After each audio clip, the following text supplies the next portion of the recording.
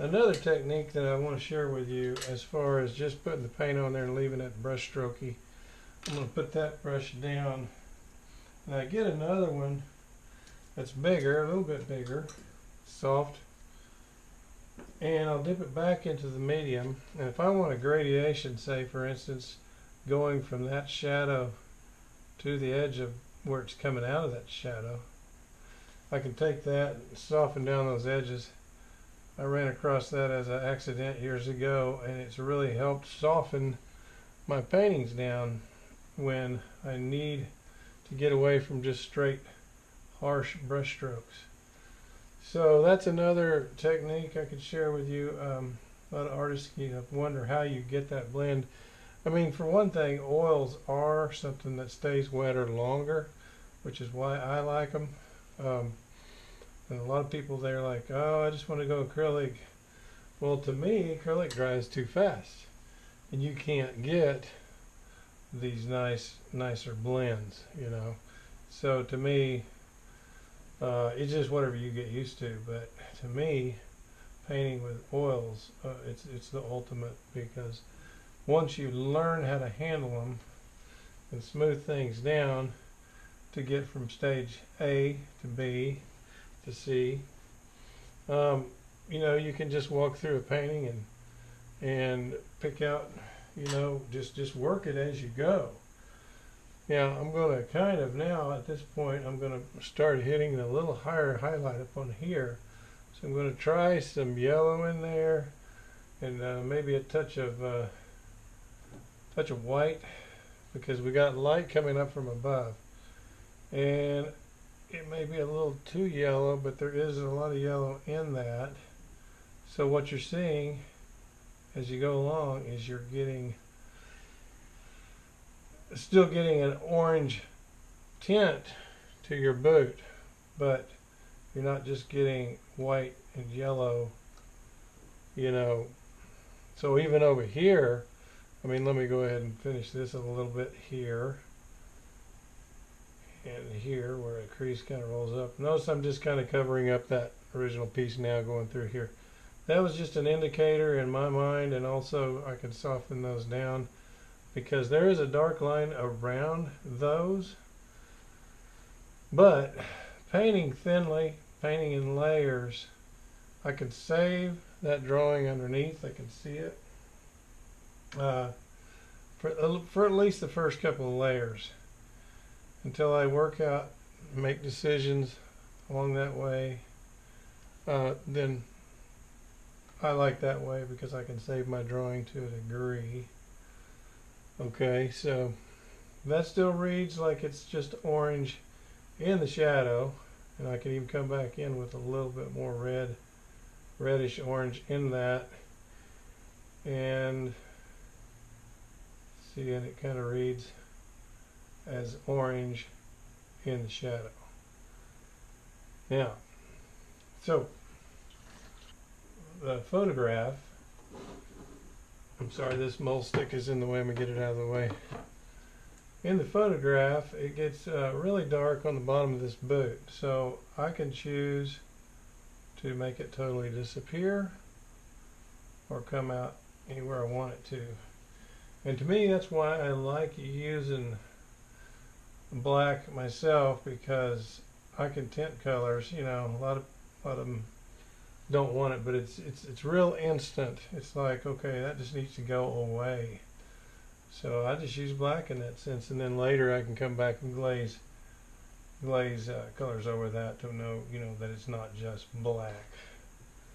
So I know a lot of people just say, oh, don't even put black in your palette.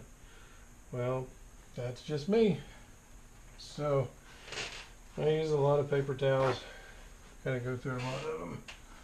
But you need to keep your brush clean all the time so that you're not getting your colors muddy.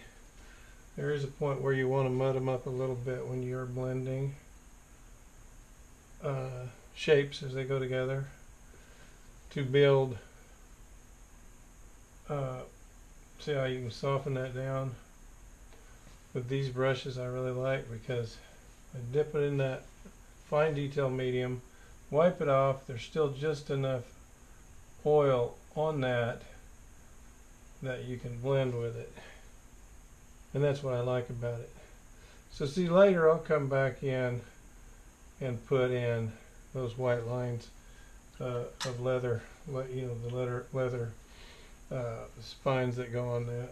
So I'm used to working off over here at my desk, so I keep reaching back at my desk, but now today for this experiment, I'm having my paint up here, which I kind of like. I mean, I kind of think it's pretty cool. It works really good because it's real close to your painting, and when you're mixing your values, it's just right here.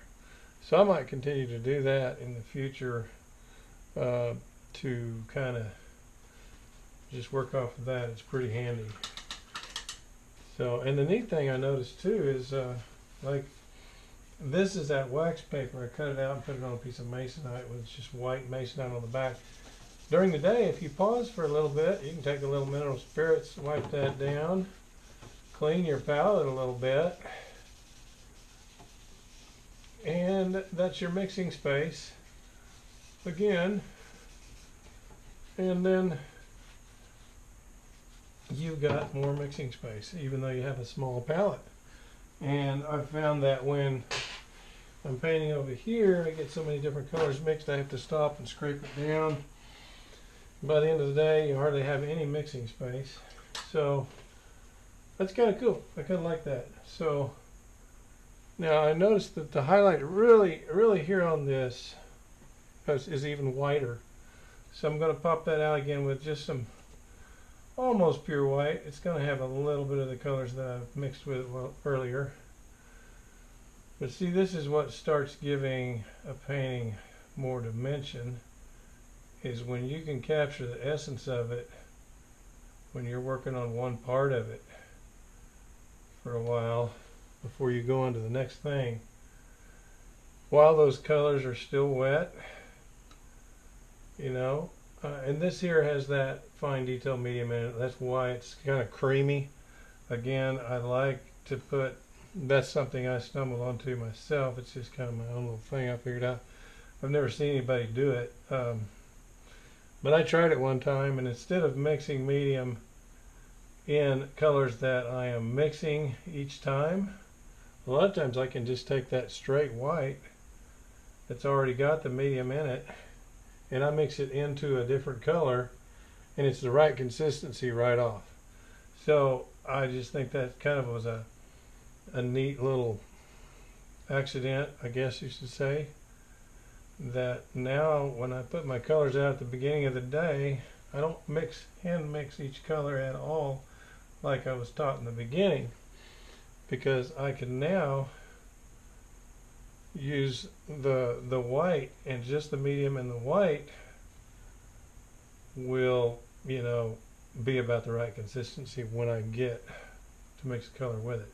And if it's not, it's very easy to just dip it in the medium over here, and since this makes your colors dry fast and basically almost overnight, and it really is overnight a lot of times, you know, I don't have all these colors being wasted. At the end of the day, I can put these colors in that tube and still use these tomorrow, but if I mixed all that medium throughout any of these colors, they would be dry and wasted. So I'm totally against wasting paint and wasting money, and I've always been kind of, you know, working on on a budget. Of course, most people are. But if you don't have to waste anything, there's ways around it. So that is a little technique that I think will help people from wasting money. So I hope this has helped as far as getting the boots laid in. I'm just going to soften these edges down a little bit, and call that about good for blocking in the boots. Okay, now that's what I call a block in. You know, I mean, a lot of people don't know that. Artists know that. A lot of artists know that, but I like to try to get some smoothness in it, already get some form in it before I move on to the next part of anything. So, okay, I think I'm about done there. So, I'm going to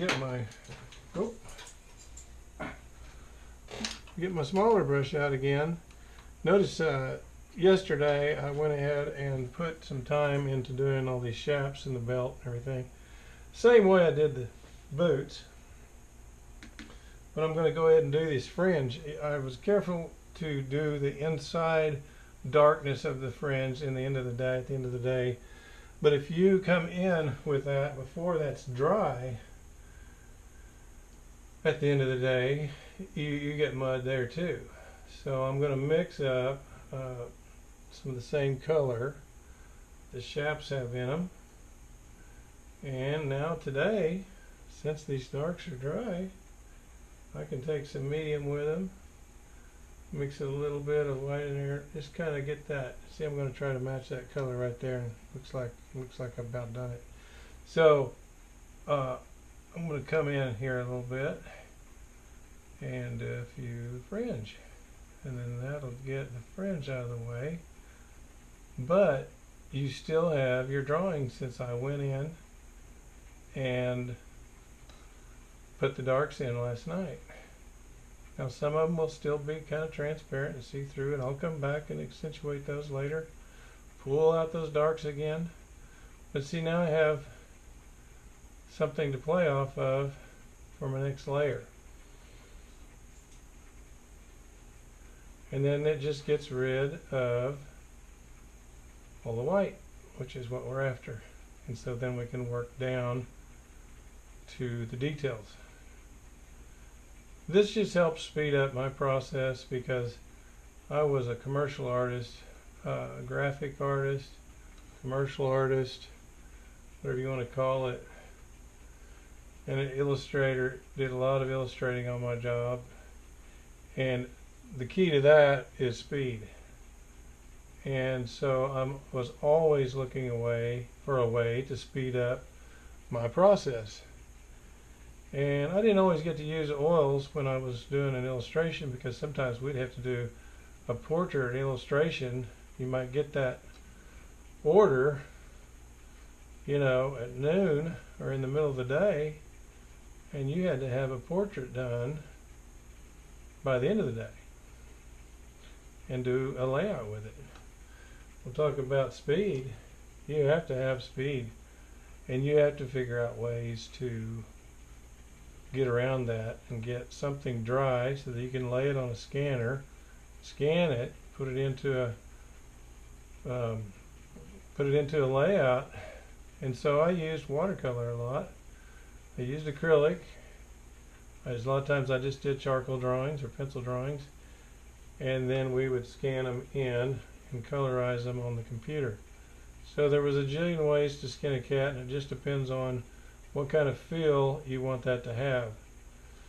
So my deal is getting the drawing of the painting in basically as speedy as possible, so that I can then go back, evaluate,